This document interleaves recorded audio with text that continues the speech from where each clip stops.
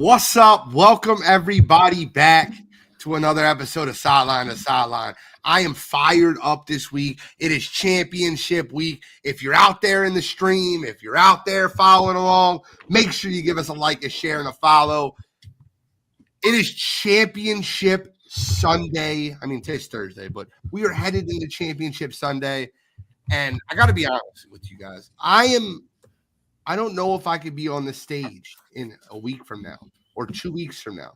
If the Eagles lose next week, I might have to take a week off. If the Eagles play the Chiefs in the Super Bowl in 2 weeks, I can't be on the show with Chase. Like, we're still friends. We're still cool right now. But the moment 9 o'clock hits, 10 o'clock p.m., Eastern Standard Time, and if it's Eagles Chiefs, we just cut off, right? Like, we're done. We got to separate ourselves. I'll do this shit on this show. Put Kyle in between us. In the upper left corner, we got the Prince of Production, Integrity Sports Network zone. He's chomping at the bit to get rolling and talk about some sports tonight. Kyle Edwards, how you feeling? Hey, man, I'm feeling good. You know, I'm waiting for Ravens Chiefs this weekend. You know, it's all good. Bro, you're such a hater. I love it. Hey, look.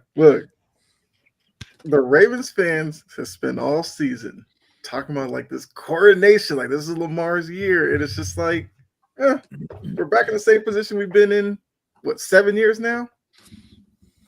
Bro, your pettiness shows no room. I love it. Right to my right of me, he's my friend today. He's my friend tomorrow. He's my friend Saturday, Sunday, 11 o'clock. I don't know. Monday, I don't know. Mr. CR Media himself, Arrowhead's finest, Chase. Ladies and gentlemen, thank you. Appreciate you, gentlemen. It is, man. It is the Arrowhead Invitational, as we like to call it here in Kansas City. The past, not last year, but the 5 years prior to that, and this year, the Lamar Hunt Trophy gets decided at Lamar Hunt's home that he built. Literally built a house inside Arrowhead Stadium when he first built it, and so super fun time. Isn't it funny that Lamar never wins the Lamar Hunt? I'm just kidding. I'm just kidding. Bottom left corner, Mr. Birds D. He's taking it deep with the Godfrey. How you feeling this morning, this afternoon, this evening? I'm feeling great. Eagles get to play the commies, and that I did not expect. So I do like surprises. I'm kind of with Kyle here. You know, Baltimore, you know, they are who we thought they were. I don't know what else to say. I mean, and although can't blame Lamar for Mark Andrews. That was not Lamar's fault. So I don't want to hear that. But, you know, listen, I'm happy, man. It's Championship Sunday, and I'm fortunate enough that my team was playing. And I will not hear this Baker over Lamar crap either. This is ridiculous. I just saw it in the comments. Like, that is buffoonery to the max. I'm sorry, RG. I like you. Bro, he's trolling, bro. He's trolling.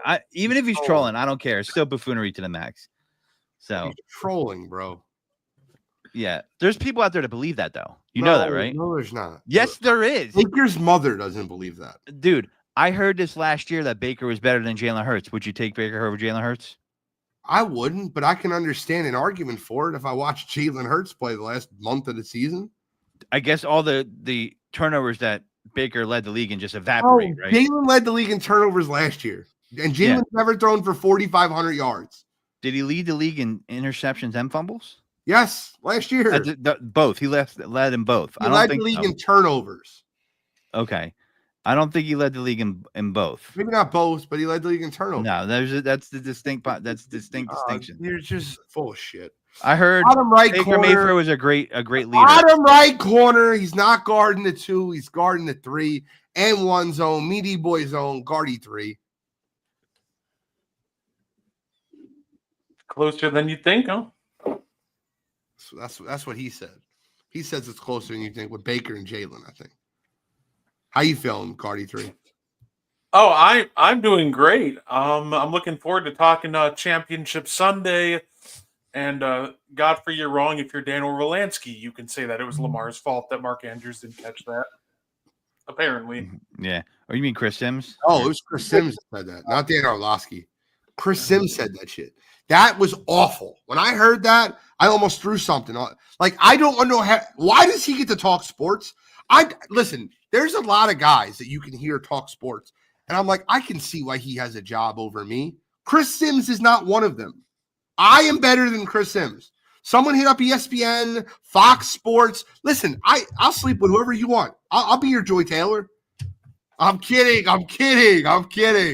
All right, guys, we got to move forward. I'm in a fun mood. I don't know what to tell you. We got to move forward. Let's recap. We'll talk about some coaching moves, and then we'll preview. All right? So we might go a little bit late tonight. Oh, well, so what? We'll go a little bit late, but we're going to have fun. We're going to have a great time. I got to recap football games first. And the first thing I want to recap, I'm not going to go nuts with it because we'll talk about the Chiefs when we're talking about Chiefs-Bills. I want to hear somebody tell me that the Texans got hosed in that football game. Maybe one of the 4 other people on this panel can tell me that the Chiefs wouldn't have won that game if it wasn't for 2 bad calls. What I will say, though, is Pat gets more annoying every time I watch him play football. And it could be a winning thing. It could be, but like him flopping out the end zone, calling for the flags, I don't like it, right? I don't enjoy it. He's a great football player. I don't think there's any bigger Pat Mahomes fan. When he came into the league, I drafted him on my fantasy team his rookie year. He won me a lot of money. I still like Pat. But like then I watched quarterback. I'm like, he's kind of a dick. And then I watch him play, and I don't know. I remember the game where Josh Allen beat them in, and they were the Xavier Worthy, not Xavier Worthy, Kadarius Toney lined up offensively off sides. And instead of shaking Josh Allen's hand and be like, yeah, good game, and then in his own head, he's shaking Josh Allen's hand and saying, oh, yeah, can you believe that call? Dude, shut up. You won a lot, and I get it. Most great players are psychopaths. Most are. Michael Jordan was a psychopath. We can all agree with that. LeBron is corny as hell, right? He's different. He's corny, hyperbolic chamber. And Tom Brady was a psychopath. He spent over $1 million a year on his body. He's got the Guerrero guy. I don't know what the hell he's doing. They're deflating footballs. It doesn't matter. Pat's a psychopath. I compared him to Michael Jordan 5 years ago. How long ago? Yeah, it was. Maybe 4. Wow. Kyle. Yep. Was Houston winning that football game if the calls went their way? No, because with Houston, it was that they had opportunities. Like Kansas City, we've seen this year have given teams chances to knock them off. And then we've seen team after team like wet their leg and lose. And then the narrative becomes, well, look at this call, look at that call. That's how they won. Kansas City has had so much success that now everybody's just trying to pick at it. And as a Patriots fan, I know how that goes.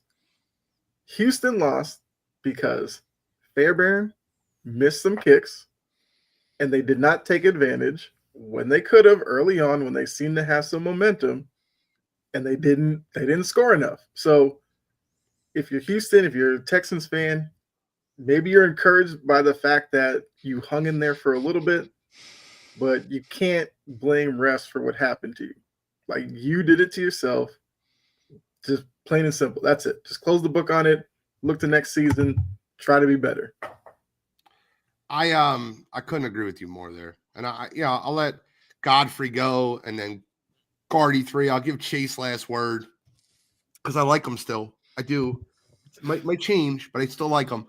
Godfrey, did Houston outgain them by 100 yards? Is that what's that? I'm blowing the whistle on someone here. Listen, is there anybody from the Chiefs recording the video game, the practice? That's what I want to know. Are they in the stands? Are they Belichicking it up? Don't compare him to Brady already. No, but listen, I'm just joking. And if you were in a fantasy team and you started Patrick Mahomes your rookie year, I want in that fantasy league right now because I want to win that money. But he was benched his first year. But listen, I'm going to tell you. For his rookie year, the year he played. So I'm not a big fan of making excuses for a team that hasn't beat another team. There's a lot of plays in a football game. There's many plays that you could have executed they didn't, that could have put you ahead. Even for my own team, as we talked about briefly in the Super Bowl against the Chiefs, bad call, but I feel like, letting someone return a punt and spotting someone at 7 points, with a fumble, those are plays you leave on the field. And the Chiefs are consistent. I don't want to see him win a three-peat, but it's not going to be like, oh, Taylor Swift was involved. The league wants Travis Kelce to be, in the spotlight. I can't stand that shit. And when people say the script is in, don't watch football.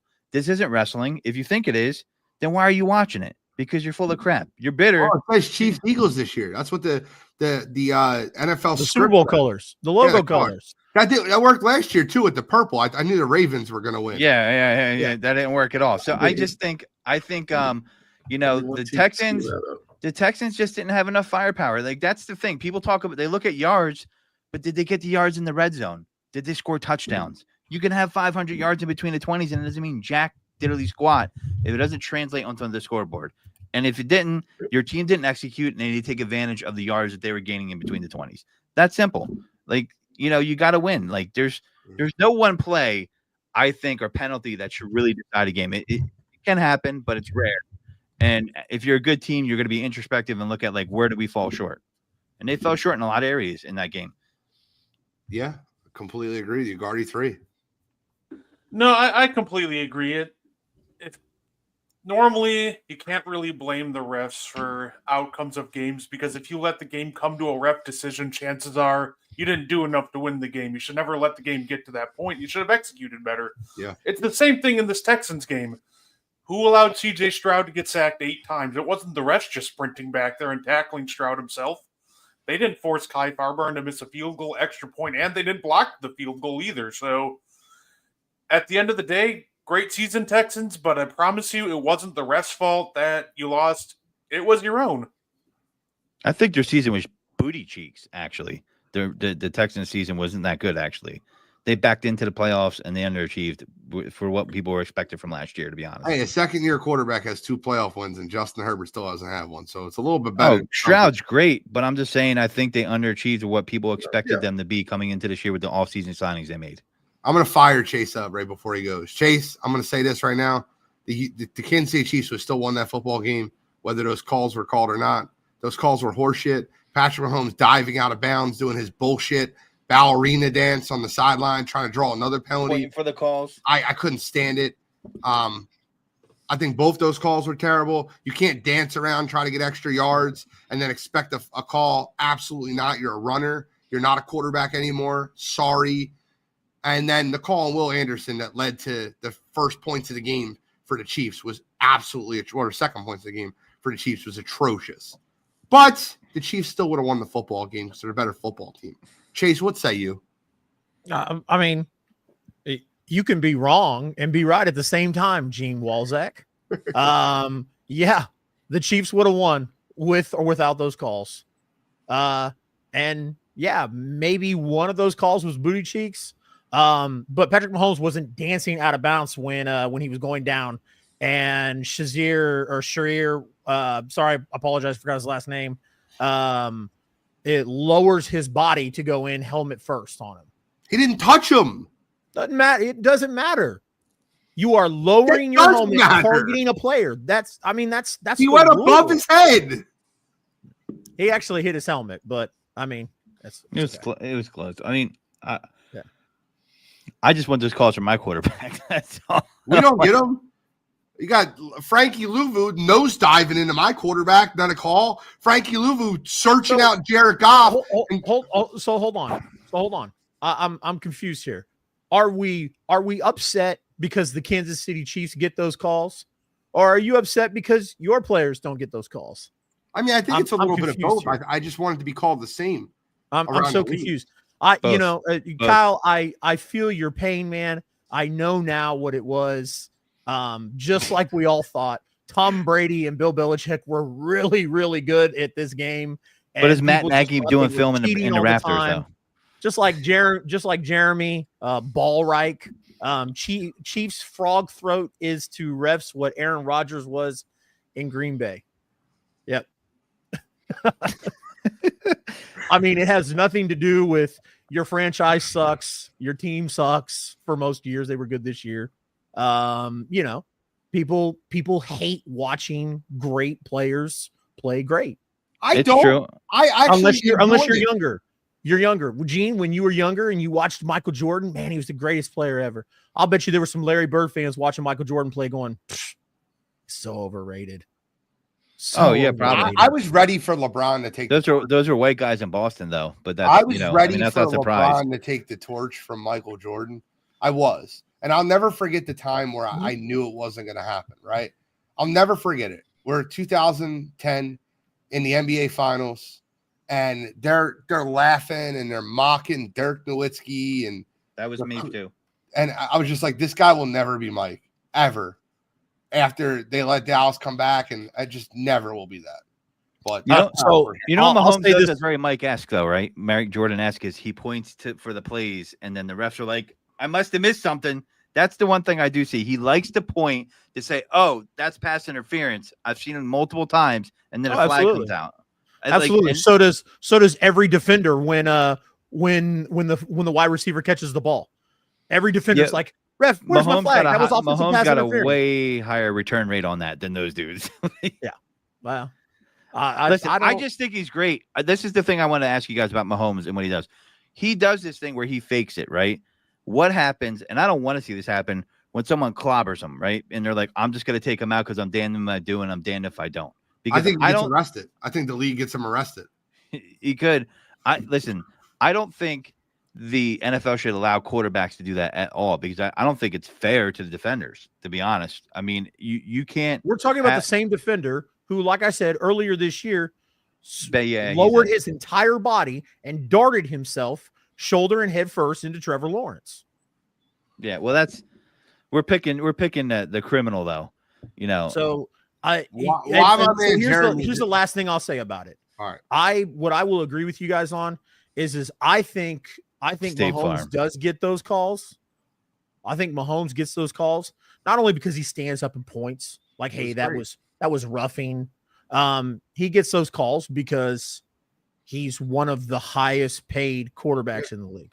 And that's why CJ Stroud won't get those calls. I remember watching this mic'd up moment where Cam Newton got clobbered by a defender, helmet to helmet, unnecessary roughness, the whole thing.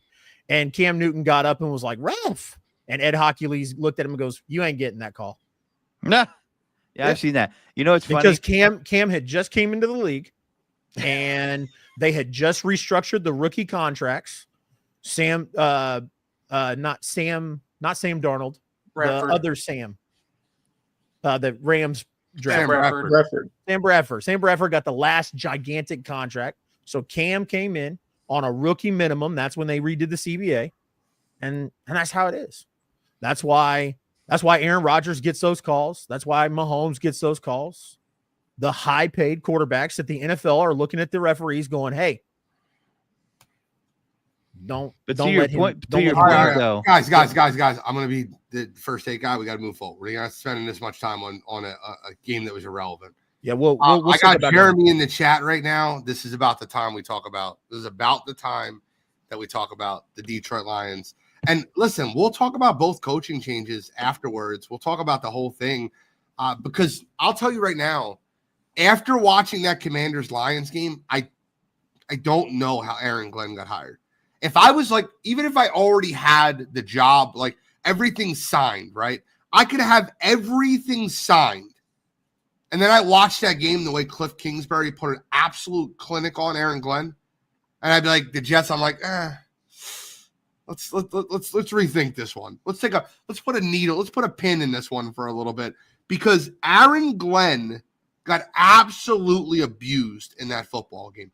Guys, it was so elementary that little old me, who just breaks down film, sat at home watching and knew exactly what the Commanders were doing, and the Lions couldn't stop it. They were running 3-by-1, very simple. 3 wide receivers one side, 1 on the other.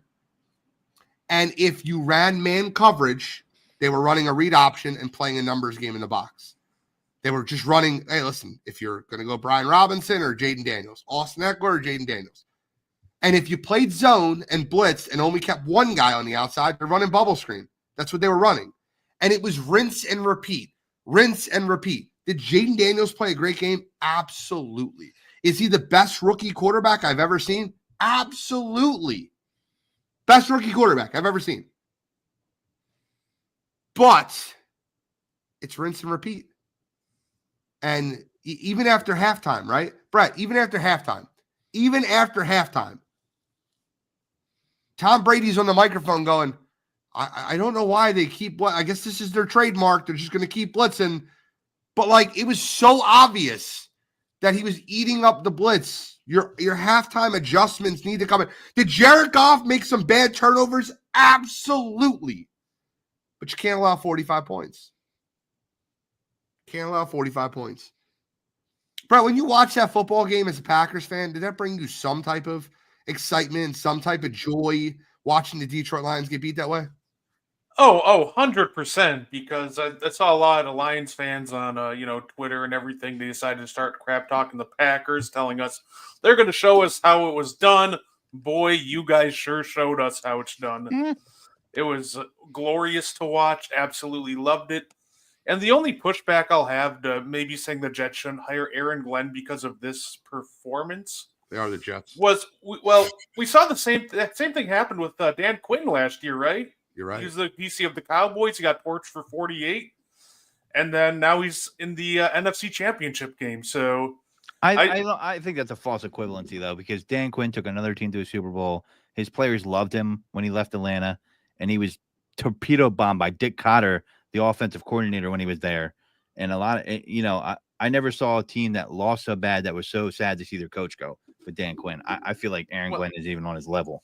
And that could be true, but my point is, It wasn't just Cotter, it was Sarkisian too.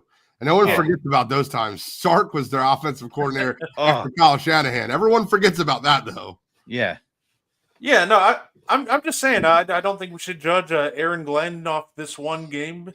So I think we should give him more of a fair shake than this one. But it was a really bad called game by him. I will agree.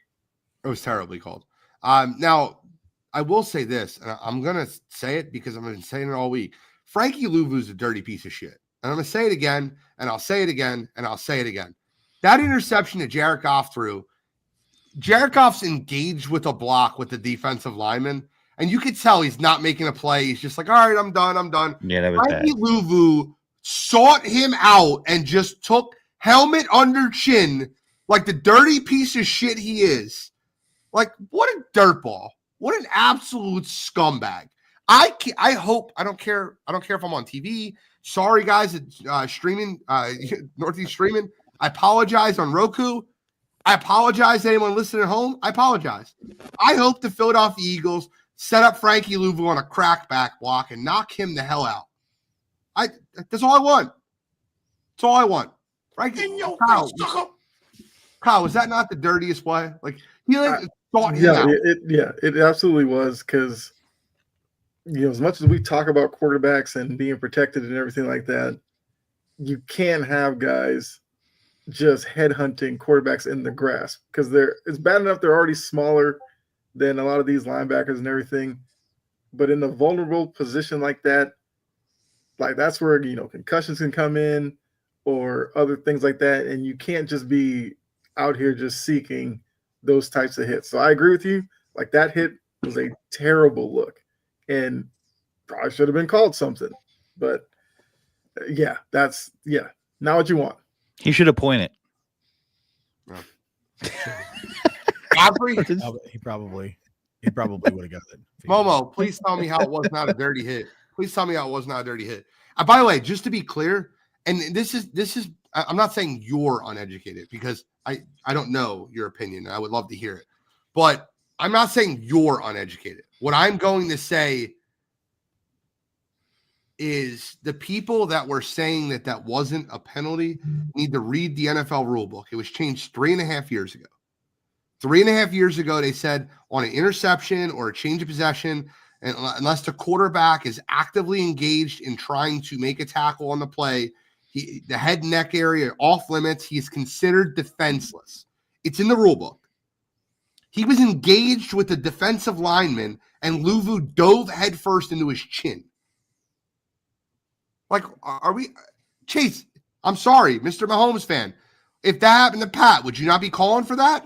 It should have been called. Again, it's not a Pat thing. Like, go tell players who have blown their brains out, their families, go tell them, like, hey, like, these concussions don't lead to issues like that down the road.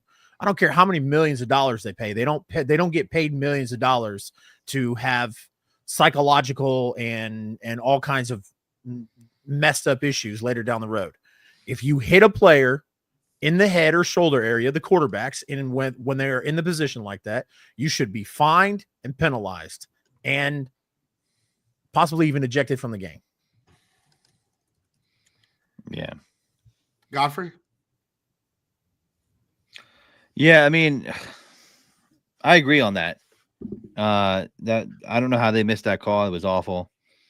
Aaron Glenn. I lost track of our conversation here because we were just all over the place. We're talking about Aaron Glenn now too, right? No, you can talk about Aaron Glenn if you like. Anything you want. Aaron Glenn I was talking about the Frankie Luvu hit, but you can. Yeah, Luvu is a dirty player, and you could tell when people are. You can't catch yourself in that situation more than once, more than twice, more than 3 times. But I'm here by accident. It was my momentum. Yeah, no, that's old school football, and something tells me if you think the NFL has become soft and weak, well, you probably shouldn't watch anymore because you're not going to be able to watch players play when they have concussions. So if you like the good players playing, that's fine. You should probably watch the XFL or maybe American Gladiator, watch some reruns. So other than that, you got to protect the players. You definitely have to protect the quarterbacks. Aaron Glenn, I think we're going to find out that was a Woody Johnson hire. I don't think he should have been hired for that job. Not a lot of people wanted that job. I mean, Rex Ryan was interviewing, for Christ's sake. Listen, that's a Woody Johnson hire. He's nostalgic. He used to play for the Jets. He saw the job he did, but I never thought, wow, that Detroit defense is dominating. Like, that's never how I thought about Aaron Glenn. I think there's other coaches that could have went there and done a better job. However, no one wants to work for Woody, just like no one wants to work for Jerry, right? And he's one of those owners where you're going to have to take it. Now, do understand that he wanted to go to New Orleans, but New Orleans wouldn't get. The report says New Orleans would not let him let go to Loomis and let him pick his own GM. So he has more of a blank canvas in New York. Does he do a good job? I hope Aaron Glenn does. But I think it's more of the same crap from the Jets. And if I was a Jets fan, I'd be looking to be an Eagles fan. That's all I'm saying. I mean, it's green. It's not very far. Yeah. Just get some electric tape and put it over the words. You don't want Jets fans to join you. They're terrible. Guys, we have a large tent. Another thing about that Commanders-Lions game I want to talk about is Ben Johnson took the head coaching job at Chicago Bears after the football game. And that was like Monday. Like, right, that shit did not last long. He had told that team in the locker room afterwards he would not be returning to the team. So it looked like that was all wrapped up. Now, I'm not going to put this out there because I don't think that's the answer, but I will ask the question because I think it's fair. Do you think that Ben Johnson, Aaron Glenn's heads might have been somewhere else for this football game? Anybody can answer that. It's pretty I think they got outplayed. Yeah. I don't. Yeah. Maybe their heads were somewhere else. I think they just got outplayed. To be honest, I mean, you hear that a lot of times, but they should be able to manage game planning and interviewing, as an adult, as a professional, and still execute a game plan. And if they can't, they got their butts kicked. I mean, I don't know. Is Ben Johnson going to be the answer? Everybody assumes he is. I think he is. The Detroit Lions had 500 yards of offense. I don't think Ben Johnson schemes Jared Goff's 4 turnovers. That's on Jared Goff. I don't think that's a Ben Johnson thing. Ben Johnson's one of the most genius offensive play callers I've watched over the last 10 years. The guy is ready. And what he's going to do with Caleb Williams, I'm hoping Chicago finally gets this right.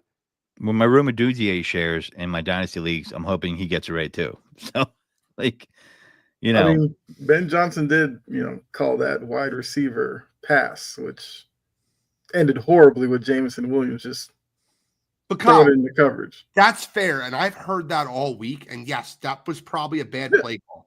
But we forget about the trick play he called right after the Commanders scored a touchdown with Teddy Bridgewater in, where he had Jamison Williams on the backdoor reverse for 60 yards to the house. We can't. But context matters. That was the beginning of the game. That wasn't when you're down by 10. It was when they were down by 10. No, they weren't down by 10 when he ran. Maybe they were down by 7. It was 7-0, I think. Even if it was down by 10, you have 3 quarters left. You weren't down by 10 with 9 minutes left. That's a different. You could take that risk in that part of the game. They were down 24-14 when the play happened, and it was near the end of the first half. Jamison Williams left end for 61 yards for a touchdown. So when did they throw it? When they were down 10 with about 9 minutes left? Yeah, well, the game was over when they threw that. No, it's not over. They're trying to score a touchdown. You got 10 minutes left. You can win. That was a horrible play call. There's no way to justify that, in my opinion. No way at all. Like they put it in your playmaker's hands. If you want to be cute, then give it to the kid that was ripping off chunks of yardage in Jahmyr Gibbs, or go somewhere else with it. Like that was an awful call. I don't care if there's 10 minutes left. They're not. So are they throwing a pass with Jamison Williams just because they're like, oh, we're lost anyway? No, they were trying. I mean, I just would never give Jamison Williams the ability to be able to pass the football. I agree with you there. I think it was a bad play call, but I think that and I'll say this again. I said it to you on the last show. I'll say it to you again. I think you've been waiting for a bad play call from the Lions to be like, see, I told you. And I said Ben Johnson. Did I say Dan Campbell? Okay. Okay. I said Ben Johnson, not Dan Campbell. I will say this though. People like to be selective when it's someone's fault. They're like, well, that was Ben Johnson's call. Well, Dan Campbell could overrule him. But if they don't want to blame Dan Campbell, then he didn't overrule him. So I see the same thing with Nick Sirianni. Like, it was a Ben Johnson call. That's what they say. But you can overrule him as a coach, Trick right? plays have worked for them all year. They must have read man. It was zone, and I think Jamison Williams making that throw was the mistake on the play. There had to be a check to say, hey, if that's not there, just throw it away. We'll play another down.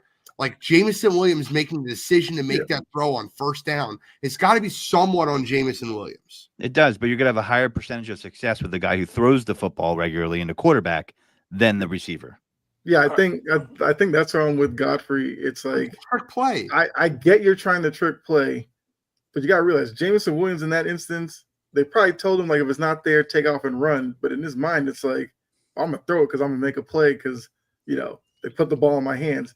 I don't want a wide receiver having to make that decision. It wasn't the throw. It was the decision. The throw was there. Yeah, I mean, putting that on a wide receiver, I don't know. I mean, I'm not gonna, hate him being him. Like Ben Johnson's been trick play after trick play all year. Stay true to who you are, and then when you lose, you walk off and you say, "Look, Washington got us today." I just don't like that part of the game when you're trying to hold on to the little bit of hope that you have.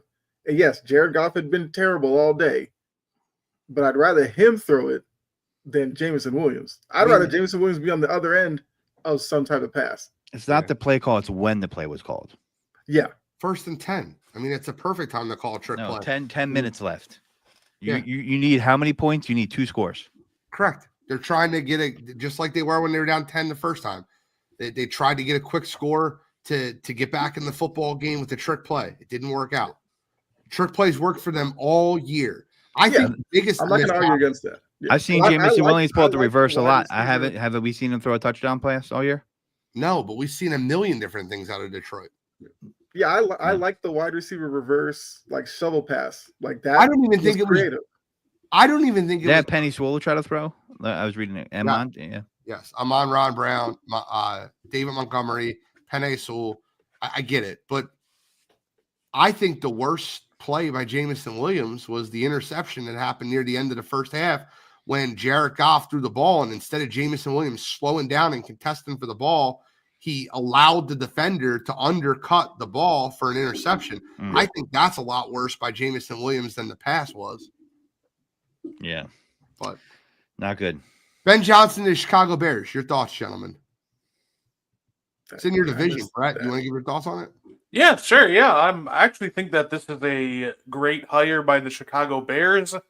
They got the top guy on the market. I think the next key for them is build that offensive line And I think they could have something. Obviously, this is a rookie head coach. Oh, it doesn't come without risks. Ben Johnson's offense, you see a lot of it as a very timing element where Caleb Williams is more of a gunslinger and improviser. So I think it's going to be a little bit where they're going to have to blend Caleb's improvisation with the timing of a Ben Johnson offense. But I think give them a couple weeks to really gel, and I think the Bears will be much improved on that side of the ball and as a team in general. Do you know what you need to do with rookie head coaches? Do you know what you need to do with rookie head coaches? You go out and get a coordinator that's a previous head coach. And Dennis Allen being their defensive coordinator was absolutely the right move. I like that hire. That was a good hire. I think Ryan Poles is having a positive influence on the Bears because even though they got Ben Johnson, they still had to flirt with Mike McCarthy. They still had to flirt. They still had to flirt with him. Like, you know what? We might still want to be the Bears here. I think we might go Mike McCarthy. But they pulled out of it and they realized they were having a fever dream and they hired Ben Johnson. Good for them. Good hire. All right, well, let's move on to the next football game that happened Sunday afternoon. The Philadelphia Eagles played against the Los Angeles Rams in what a lot of people loved, the Snow Bowl. It had great ratings. It was the highest rated football game that happened throughout the weekend. By far, the Philadelphia, I think it was the fourth highest rated divisional round game in the history of the NFC. But with that being said, I hated watching that football game. And I'll just be very clear when I say this. You guys might have all enjoyed the snow game that happened. I'm sitting there absolutely punching my couch. I threw a vitamin water at the wall. Like, I still got to clean that shit up. Like, I did not enjoy that football game. If you're a Philadelphia Eagles fan, I think you know exactly what I'm about to tell you. But, you get real excited that your team's about to play. And then when the game starts to the game's over, you're like, oh, shit, this is stressful as hell. And then after the game, oh, great, we won. I was losing my mind. I honestly think that, and I'll tell you right now, I'm an optimistic human being in life, optimistic guy, general manager at my job, XXX, brother. I got it right here, just for you. Anthony, that's what flavor vitamin water, that's the key, XXX. And if I would have had a better clear colored vitamin water, I wouldn't have to clean so much off my wall.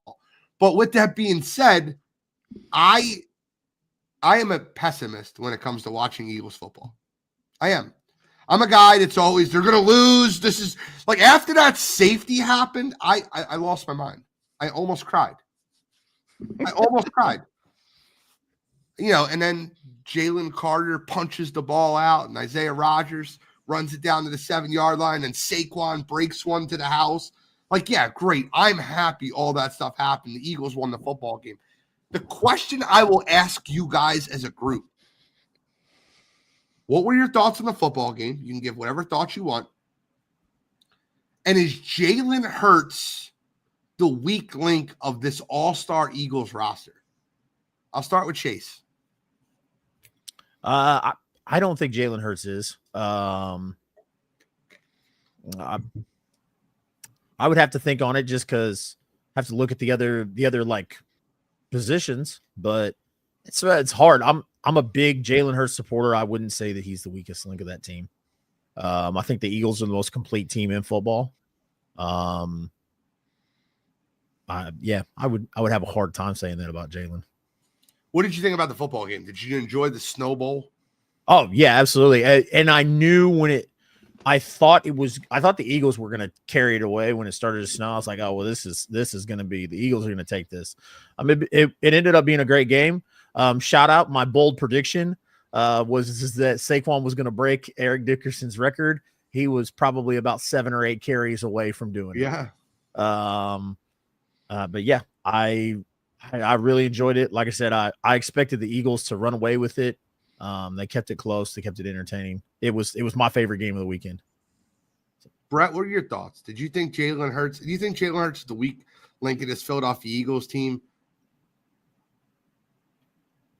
No, I don't think so. I think this is just a very complete team in general. I think if you want to point fingers last weekend, apparently Peanut agrees, but I think if you want to point fingers at maybe what kind of looked like a weak link last weekend, I think Cam Jurgens at center had a little bit of an off game last weekend. I think the Rams defensive line really stepped up. I don't think Jalen Hurts is the problem with this team, though. Jarrett Verse had an incredible game against Jordan Mailata, and I've never seen Jordan Mailata get beat the way he did versus Jarrett Verse. And it was multiple plays in which Jordan Mailata got beat. Jordan Mailata, let me remind you, highest grade at left tackle in football, 95.4 for the season. And I'll tell you right now, Jarrett Verse, as much as I hate him, as much as he pissed me off, as much as all the shit talk bothered me, he went in there and backed it up. And after the game, he handled himself like a man. I can't hate that. I hate that it happened. It bothered me when it happened. But, Godfrey, I know your answer on this, so I don't want to go to you here. Kyle. Yeah. Is Jalen Hurts the issue? I'm not going to say he's like a weak link or anything. I feel like he's the one element that you can kind of question a little bit. Okay.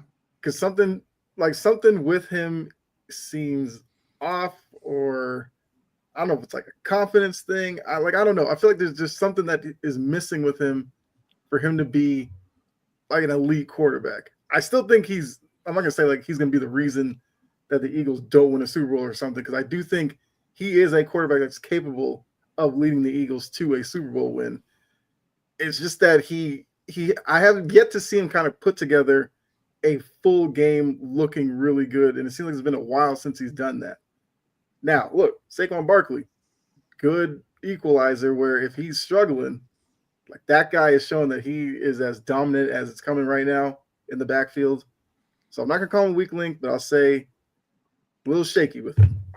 Can I tell in you terms why? of the game, I thought – yeah, sorry. No, it's my fault. But I was just saying, like, in terms of the game, I kind of get like why you probably went through the whole range of emotions, because it seemed like the Eagles had it in control. And then by like the fourth quarter, as it was like coming out, it's like, are the Rams gonna like steal this one late? But then Jalen Carter like turned up and then completely wrecked everything. So I thought it was a good win for the Eagles. I thought it was a good showing for the Rams, especially Verse, because I remember I seen him a couple of games before, and I really noticed like how much he's come on and like how dominant he is. So yeah, good win for the Eagles, and hey, they have another game to play. I'm gonna go. About it. I'm gonna go, and then I'm gonna have Godfrey tell me why I'm wrong. I am, seriously, and because maybe I'm the naysayer, maybe I'm the negative guy. I asked the question because I believe that Jalen Hurts right now is the weakest link on the Philadelphia Eagles. Is the wide receiving room better? Absolutely. Is the offensive line better? Absolutely. Is the running back better? Absolutely. Is Dallas Goedert a top 10 tight end in football? Absolutely. Is the defense a top 10 defense in football? Yeah, they're number one. The reason this team is not blowing teams out and the reason this team isn't dominant is two reasons. One is play calling, and two is Jalen Hurts. So, yes, he's the weak link on the team. I'm sorry. I'm wrong. Fine. I hope I'm wrong. I hope Jalen Hurts listens to this podcast and then goes into his next press conference after beating the Commanders and goes, is that what y'all want?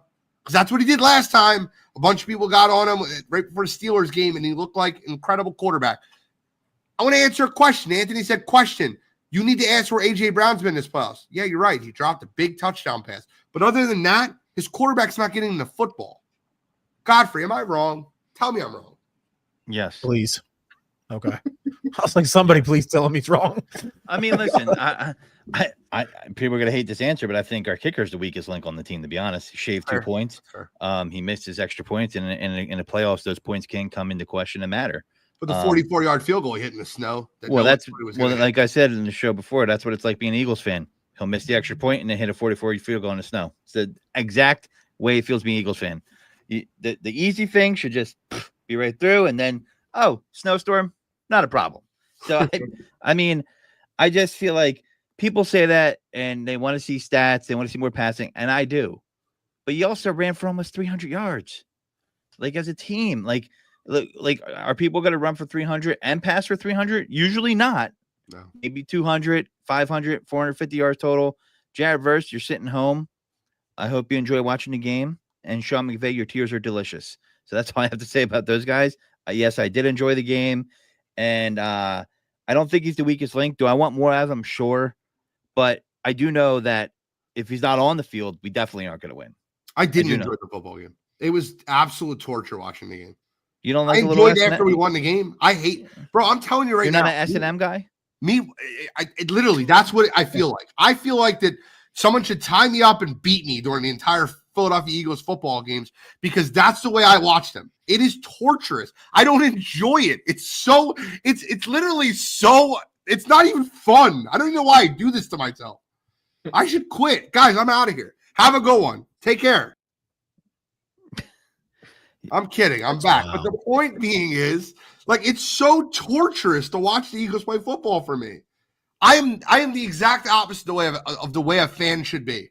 A fan should be like, they're going to pull this out. We're going to get this. We're going to go team. I'm not that guy. I feel like the tension, though, before 2017 is much lower than it would have been if they never won a Super Bowl. I feel like the tension is not as palpable as it would have been. If they never won a Super Bowl, it would be like that shit worked for me in 2022. It absolutely did. Right? Like after the Eagles lost to the Chiefs, I was upset for a couple of days. But like when in 2004, I was upset for a month, bro. When the Eagles lost to the Patriots with Donovan and T.O., and I was upset for a month. The Chiefs game I got over in like a week. I get it. But this, I'll tell you right now, when the Eagles lose, if they lose this week or they lose in the Super Bowl, that's still going to take me a month. I don't feel like that tension's gone. It's been 8 years. I'm ready. 7 years. I'm ready for another Super Bowl. It drives me up a wall. It is baffling watching it. I don't want to. I got to move forward. I got to move forward. I'm looking for an argument in this next conversation. Looking for it. I don't care if you raise your hand. I don't care. Just jump in. Just jump right. I'm looking for an argument. Kyle, I'm looking at you, brother, because I feel like the argument's going to come from you. I said on this show last week, I will have my decision on who the third best quarterback in football is after watching the Buffalo Bills versus the Baltimore Ravens game. Whoever wins that football game is going to be the third best quarterback in football. And then I watched the football game, and I still can't give you an answer. Is it Josh Allen because he didn't turn the ball over and because he's grown and they won the football game, or is it Lamar Jackson because he's better? And like, I hate saying it that way, but he is. Was the interception bad in the first half? Yes. Was the fumble bad? Yeah, it was a lot on the offensive line, but still bad on him for dropping the football. Did Lamar Jackson outplay Josh Allen in that football game? Did I walk away from that football game thinking the Buffalo Bills are a better football team than the Baltimore Ravens? Absolutely not. I walked away from that game saying Lamar Jackson outplayed Josh Allen. The Baltimore Ravens are a better football team than the Buffalo Bills, and Buffalo got lucky. That's the way I felt. I felt that way after that game. Mark, look, you know what a Bills Mafia is the greatest fan base? They donated money to Mark Andrews. Oh, my God, bro. Because if I was Mark Andrews, I'd still be in my closet. That guy dropping that touchdown pass and fumbling the ball in the drive prior. The Ravens came out after halftime down 21-10. And you're saying to yourself, now we're going to see what Lamar really has. He's down 11 points in the second half. We're going to see what he really has. Field goal, touchdown, fumble, touchdown, drop, 2-point conversion. That's not on Lamar. That wasn't on Lamar. Lamar was almost perfect in the second half of that football game. Now, I can't erase the 2 turnovers happening in the first half. You're right. But I don't walk away from that game saying Josh Allen's clearly better than Lamar Jackson. Does someone want to argue with me and tell me I'm wrong? I do. I mean, please, let's hear it. Yeah. I mean, I listen, it can't all be in the numbers. It has to be in the context of the game. And if one guy has 0 turnovers and the other guy has two touchdown passes, aren't the 2 turnovers going to negate the touchdown passes if you're preventing points from being on the board? Sure. I mean, if you're, I guess we'll call Josh Allen a game manager, but he did give them a red zone presence where he ran in 2 touchdowns, almost 3, right? So it seems to me like if the team's going to go by Lamar Jackson and Josh Allen, then those guys have to be the reason why they win. And I feel like Josh Allen wasn't the reason why they won. The defense made some really good plays against Baltimore. But if that same quarterback is reversed and Lamar doesn't have any turnovers, don't they score maybe 6 more points? Like, it's not all on him, right? But I still think if you're not putting your team in a bad position and preventing from points getting put on the board, then I think you played better, even if your stats are less. That's how I view it. So I'm going to try to use your argument against you. Guardy 3, let me ask you a question, and I want an honest answer. I don't know where you're going to go here. Okay. After watching the Eagles versus Rams game, did you walk away thinking that Stafford or Hurts played the better game? I would say that it was Stafford. Okay. Chase, after watching the Eagles-Rams game, did you walk away thinking that Stafford or Hurts played the better football game?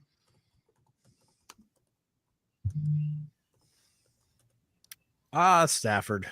Okay, that's my point. My point Did is Stafford have a 67-yard touchdown run where he made an impact play for his team? Well, I didn't hold see on. anything like that. Yeah, Listen, it was 70 yards, wasn't it? So it's 67, I think. Did he do it? Did he have an impact on the game like that where he put something in the end zone? No, he didn't. First of all, Jalen Hurts didn't have a 70-yard touchdown run. It was 67 or something like that when he ran the ball. 70 yards total. Just to be very clear. That was a long run. Are you sure about that? I think it was a 44-yard. Yeah, 44-yard touchdown run. And Even still, he took it to the house. He didn't. You're right. But the question I ask you is, does QBR not take in effect turnovers? Is that not a thing? Like, is QBR not a stat that takes in effect turnovers? Because Sure, but I don't think stats stats are everything, just like I don't think Super Bowl rings are everything. QBR was 71. Lamar Jackson's at 85. This quarterback rating taking the turnovers. Josh Allen's was 86. Lamar Jackson 114. Lamar Jackson had 300 all-purpose yards. Josh Allen 147. Lamar Jackson had 2 touchdowns. Josh Allen 2 touchdowns. How many of those yards were attached to a scoring drive?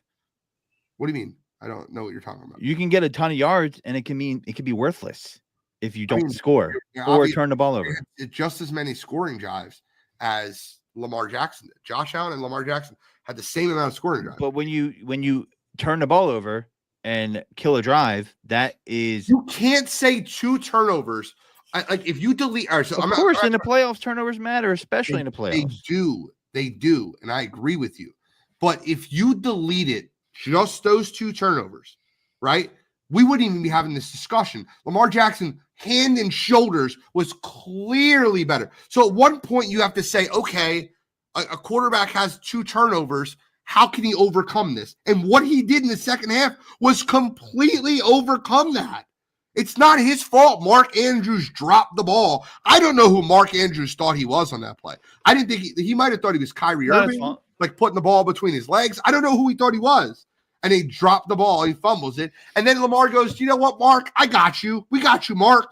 We're going to bring you down, score a touchdown. And guess who I'm going to throw the ball to? Wide open for the 2-point conversion. But that's not under his control. I'm talking about things that are under his control. Lamar Jackson, under his control, threw a 2-point conversion to the most reliable hands in the team. Yeah, but that's not his fault. Directly in the breadbasket. That's not Lamar's fault.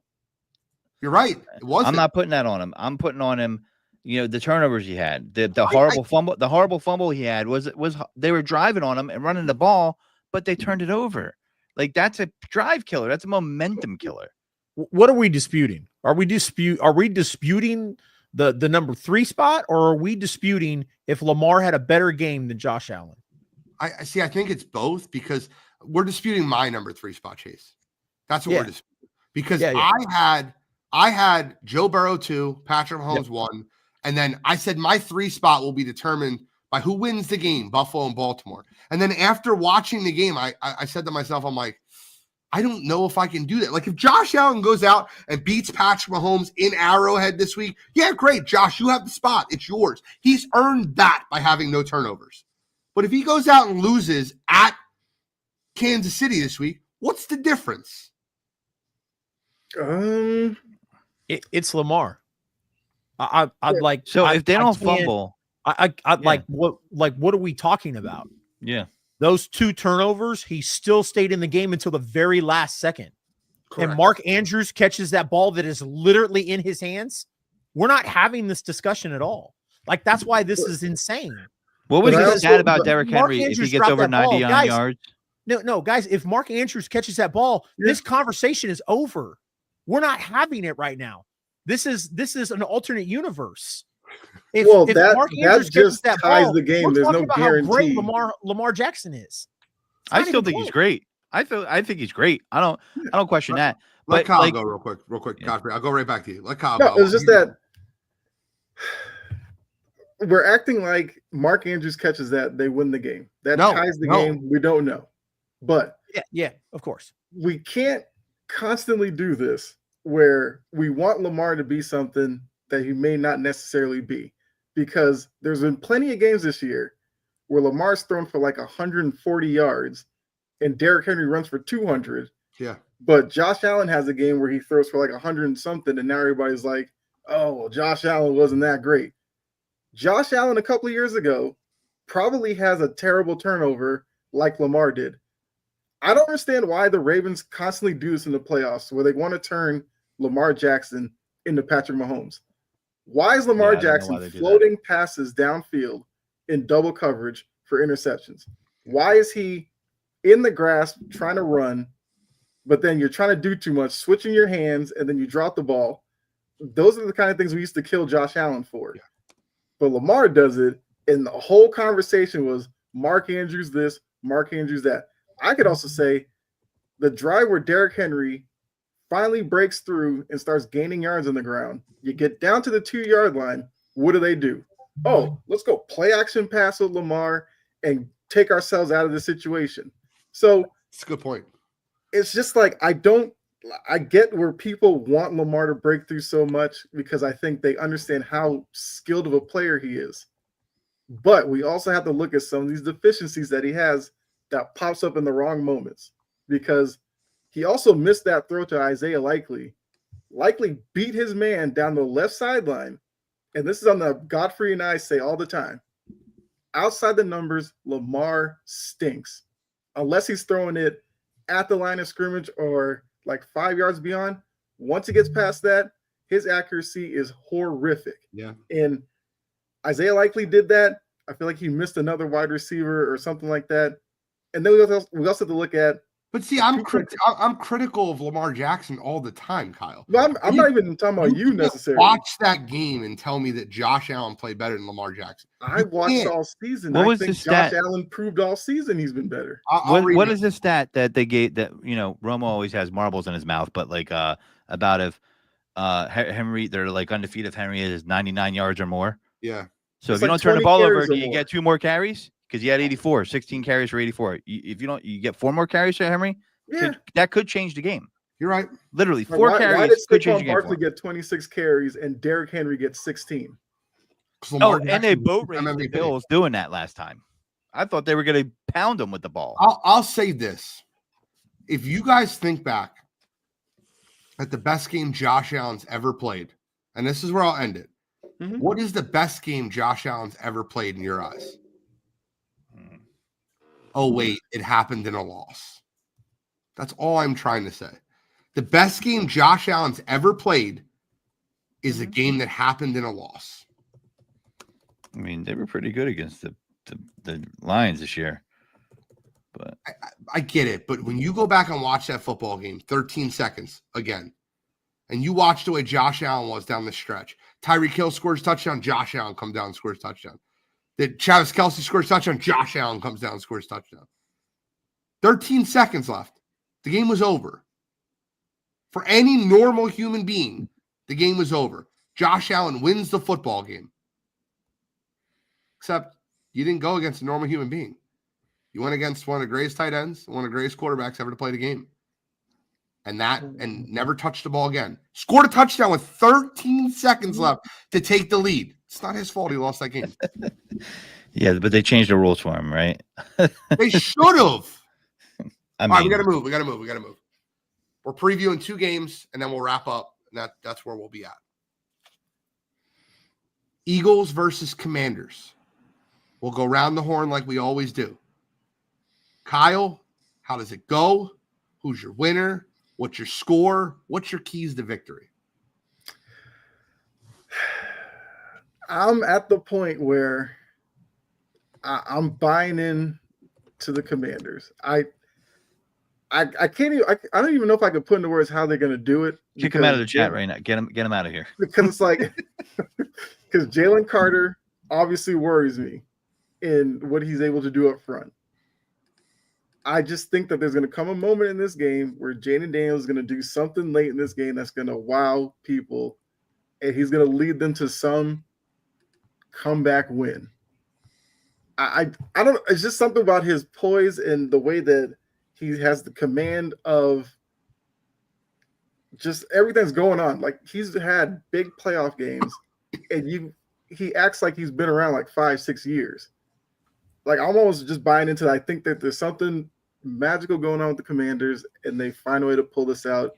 I think Jaden Daniels has a game where he uses his legs and he completes passes, and they just find a way to do it. I don't really have a real explanation other than I'm just buying into whatever magic is going on with the Commanders right now.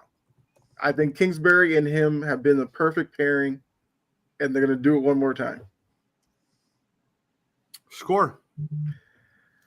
Score-wise, I could see this being, very much back and forth, but I'm going to go 30-26 Commanders. Okay. Me and Godfrey will go last. We're Eagles fans, just like Chase will go last on the Chiefs. Chase, how's the game go? I think this is a reality check for the Commanders. I think anytime you play the same team 3 times in a year, I think it's hard to do. It's hard to beat them all 3 times.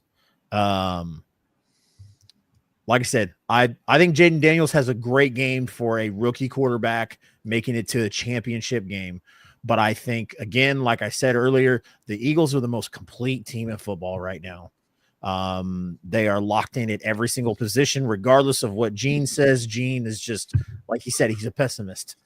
He can't help it. But Gene knows that he would take Jalen Hurts over all other 25 quarterbacks that are available on that list. That kid had a great year, but that Eagles defense is going to rip him apart.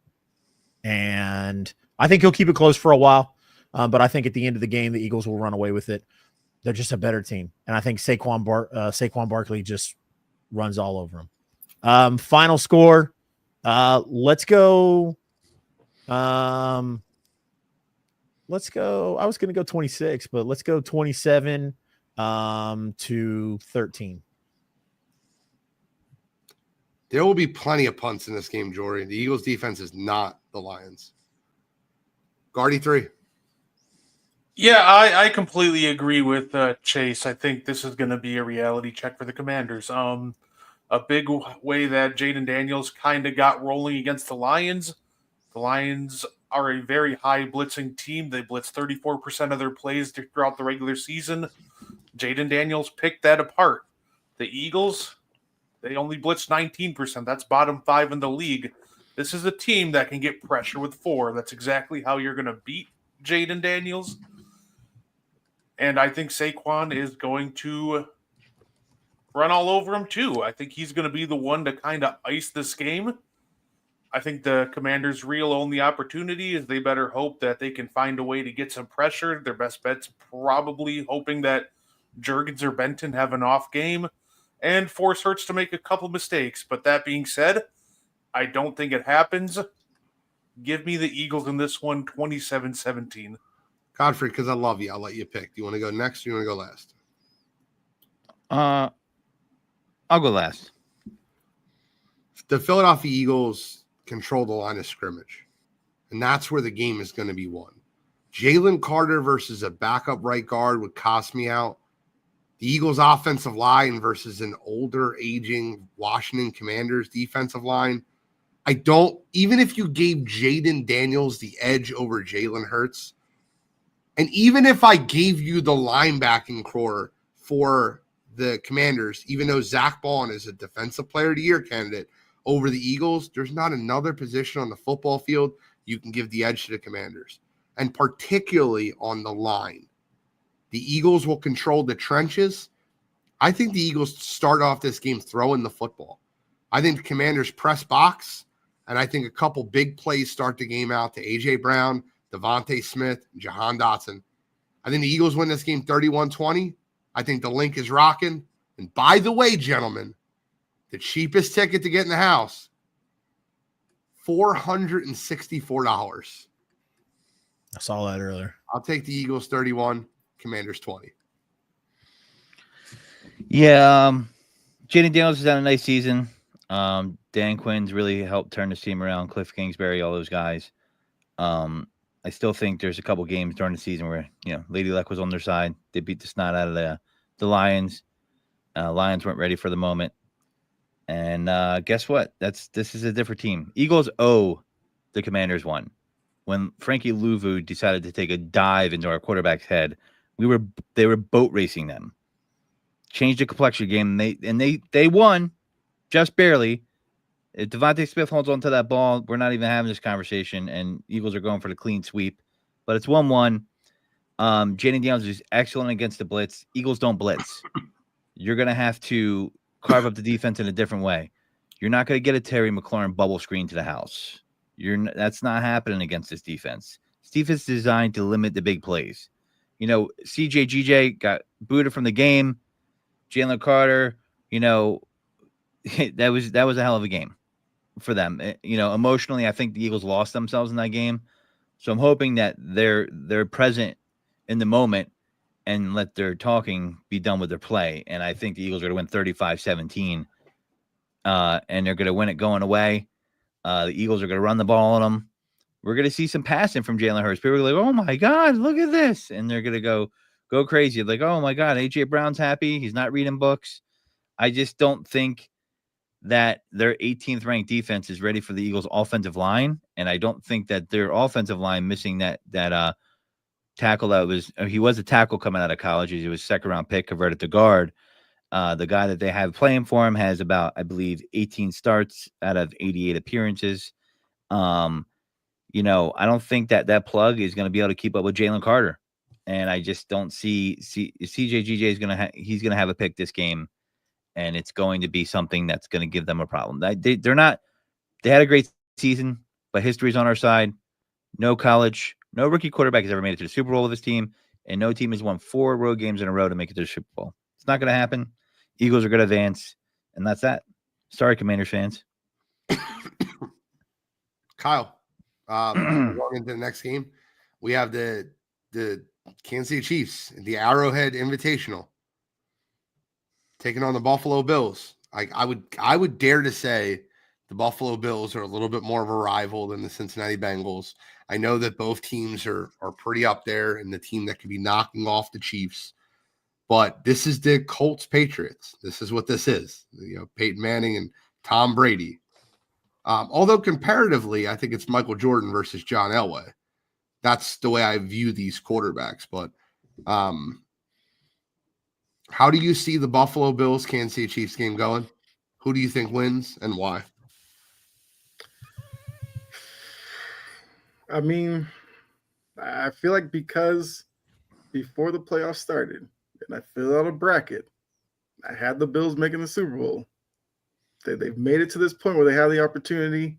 I can't go against it now. I'm not going to even play into the whole ref part of it.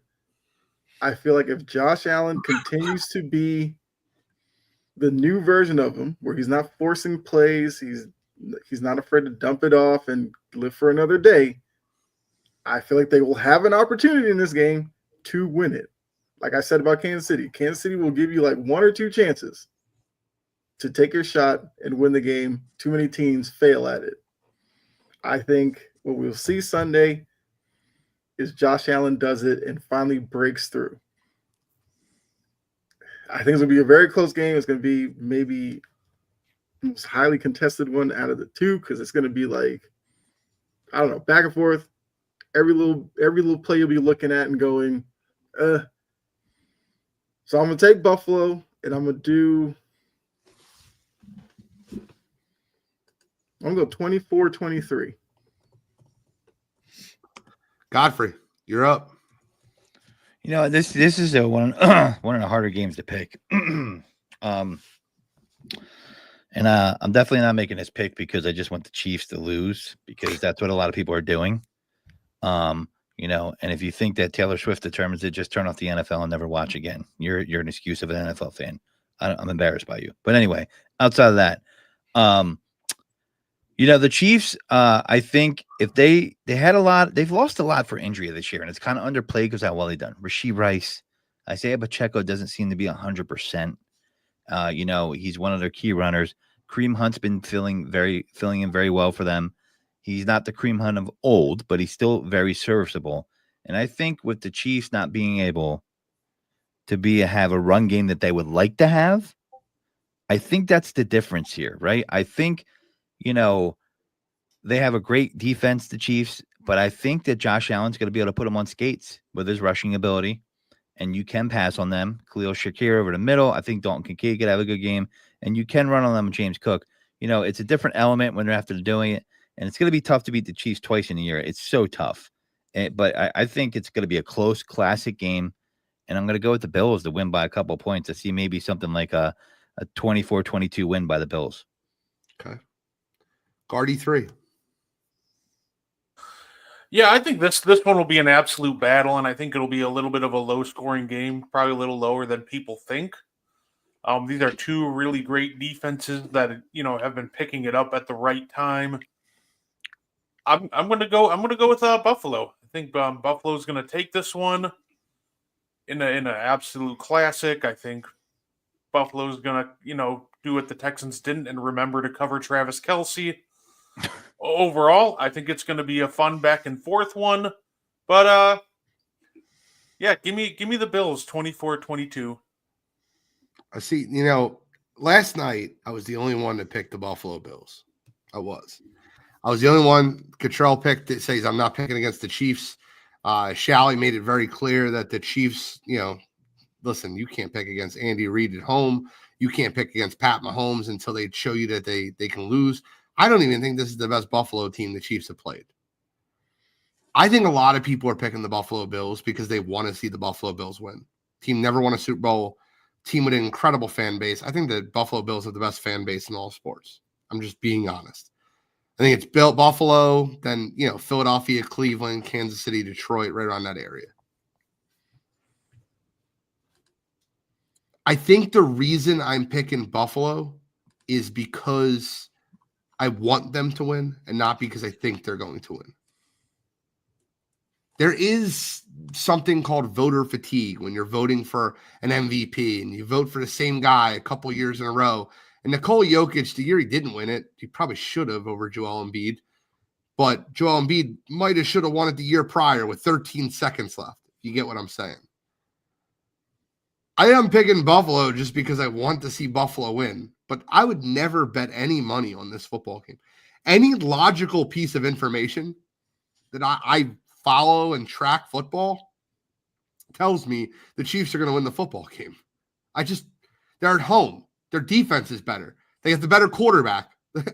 I don't know. I just watched a Ravens team run the ball down the Bills' throat the whole second half. I'm picking Buffalo to be different, but apparently not on this show. But I'll take the Buffalo Bills on a last-second drive. Give me 34-31. No one circles the wagon quite like the Buffalo Bills. Chase, I leave it to you just so you can look like the genius at the end of us to tell us all we're wrong and the Chiefs are going to win. Oh, yeah, no, absolutely. I was smirking because I'm having deja vu. We've done this before. Kyle knows the obvious bet.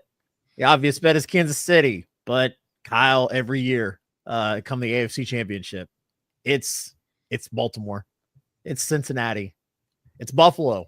It's not. It's not at all. This game will be close. It's absolutely going to be close. Just like I said last week that that game with the Texans was going to be close. The Bills might make an argument that the Bills are the better team. Sean McDermott knows how to call a great defense. He always has. But at the end of the night, it's going to be Patrick Mahomes. And it's not going to be Patrick Mahomes. It's going to be the Kansas City Chiefs defense, and it's going to be Kareem Hunt, whether you like it or not. He's averaging 5 yards a carry, and the Chiefs noticed it last week at the end of the game. That's how they won. They fed Kareem. I had my cousin next to me going, they better give Kareem the ball, not Pacheco. Kareem is a dog, and Kareem will win this game if they give the ball to Kareem. And that's what they did. They gave it to Kareem Hunt, and he just milked the clock and kept them in the game to win. because that's what the Chiefs do. They find ways to win the game. And by the way, gentlemen, this is the anniversary of the 13-second game tonight. Yep. And this one's going to be no different. Maybe not 13 seconds, but it will come down to the very end. It's going to overtime. I'm picking the Chiefs 34-28.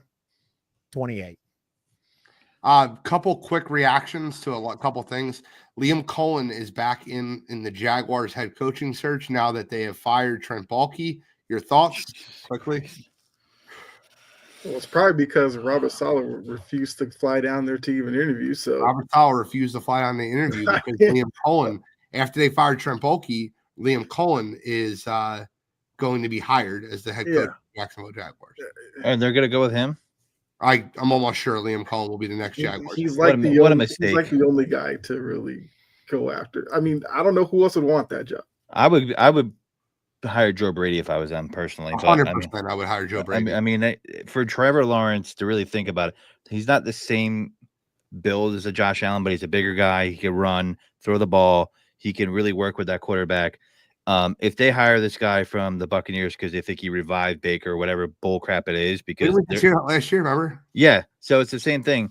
And if they do that, there's another. They finally made a good move in getting rid of Baalke, and then you're going to overlap that move with a horrible move. I just don't think Liam Cohen's proved enough to do that. If you're going after an offensive guy, I think Trent Baalke got fired because Khan was like, I want an offensive guy, and I think he was bringing defensive guys to the table. So I don't know, man. Joe Brady's the obvious answer. That's stupid for them to hire him. They should be patient and wait for the Bills to lose or win or whatever, and then go after that. I just don't see any that guy hasn't done enough. I don't buy it. Robert Saleh back as the 49ers defensive coordinator. First reaction. Smart. Love it. Very smart. Yeah. And then last but not least, looks like Brian Schottenheimer will be the next head coach I love of the it. Dallas Cowboys. Thank you, God of football, for helping the Cowboys to suck perpetually. I mean, that's great for the rest of the NFC East. Not for Dallas, but Brian, you were so bad as an owner. Even Troy Aikman said it to work for it. The Cowboys, a storied franchise, even though I don't like them, that job should be covenant. That the best you can muster is Brian Schottenheimer. I'm sorry, Chase. I don't mean to offend you. I know he's the son of a favorite Kansas City folk hero, Marty. Maybe Jerry sees a gleam in his eye, as Marty likes to say when he looks at Brian. But I love it because Kellen Moore doesn't have that many more places to go, and I would like him to stay at the Eagles. But Brian Schottenheimer is a poverty pick. I don't even know if he deserves to coach in the NFL. I'm sorry, the XFL as a head coach. I'm like, did you have that? Anybody have that on their bingo card? Tell me, were you thinking Brian Schottenheimer? Came out of nowhere. I like can't CM Punk believe- coming back to the WWE this past year. We're like, what? He's back. I can't believe that they didn't pursue other names, that they just Flores. I think some of these coaches now, I think they're starting to get smart, and they're realizing if I get a shot, or some coaches who already had a shot, and if I go to this place where I'm set up to fail, I might not ever get a chance to be a head coach again. So my opportunity has to be the right opportunity. You saw it with Ben Johnson last year concerning Carolina. He went to the Bears. Someone argued that the Bears aren't a good shot, but they have Caleb. My point is I think some of these coaches are getting smarter, and they're not taking these scrap jobs that are left over if they're a highly sought after coordinator, and they shouldn't. This will be Joe think Brady more coaches- or D'Amico Ryans. Or not D'Amico Ryans. Don't say that, Anthony. Don't say that. Damn it. I honestly think that more coaches are doing what was his name today who refused to go to the Saints because he couldn't pick his general manager? Aaron Glenn. Yep. I think you're going to see more head coaches, and that's why looking at places like Dallas, where you have the owner who is the obvious general manager, more head coaches, even if it's a first-time head coaching job, more head coaches are going to go, yeah, no, I don't want that job. I'm good. Remember what happened when Bill Parcells left? Who they had got after Bill Parcells? Dave Campo, Jason Garrett for a while. Poverty picks that nobody else was taking. Dave Campo. Remember Dave Campo as a coach? in the NFL. But you had a lot of first-time head coaches who were like, "Yo, I'll take what opportunity is given to me," and they'll go.